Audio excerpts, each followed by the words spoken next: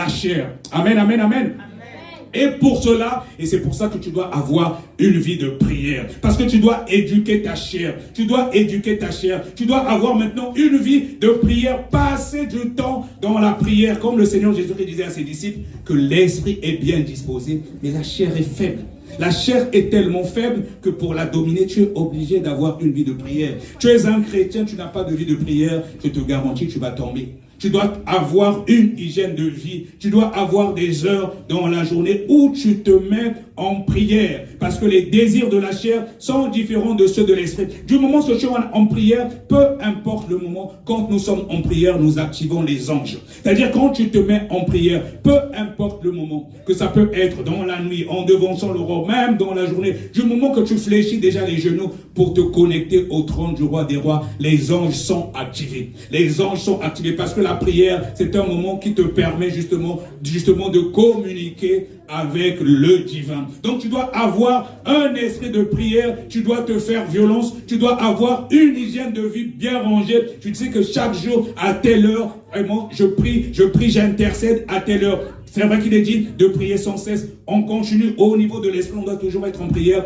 mais fais-toi violence, que tu puisses avoir des heures où tu sais que tous les jours, à partir de cette heure-là, tu pries. Et c'est important après la délivrance pour conserver ta délivrance et être un champion en Jésus. Tu dois méditer la parole de Dieu de façon continue. Un chrétien qui ne médite pas la parole de Dieu, qui ne connaît pas la parole de Dieu, tu n'as pas de fondement, tu n'as pas de base solide. C'est-à-dire quand le malin viendra pour te tenter, tu vas tomber.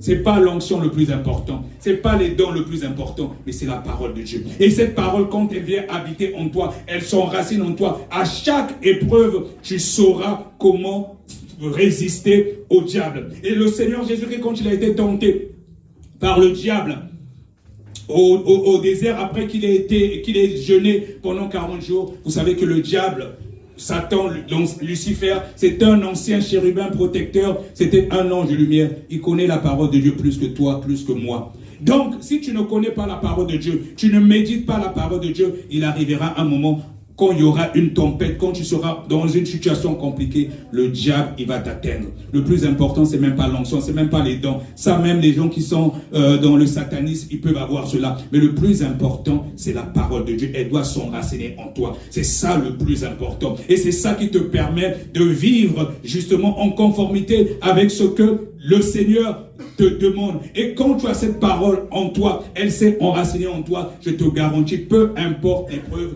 tu sauras ce que dit la parole de Dieu et tu sauras comment sortir de cette situation. Amen. Après, il y a aussi le jeûne, oui. Le jeûne aide à discipliner le corps et à concentrer l'esprit sur les choses spirituelles. C'est dommage, il y a des chrétiens qui ne jeûnent pas. Il y a des chrétiens qui ne jeûnent que quand on dit que tu es en programme de délivrance. C'est pas normal.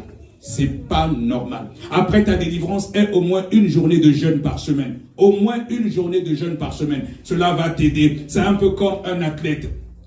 Tu vas à une compétition, si tu ne t'exerces pas, mais tu seras toujours fragile. Tu vas rester toujours bébé spirituel. Un chrétien, il doit avoir une vie de prière et de jeûne. C'est important. Tu es un chrétien qui ne jeûne pas, tu seras toujours une proie facile pour le diable.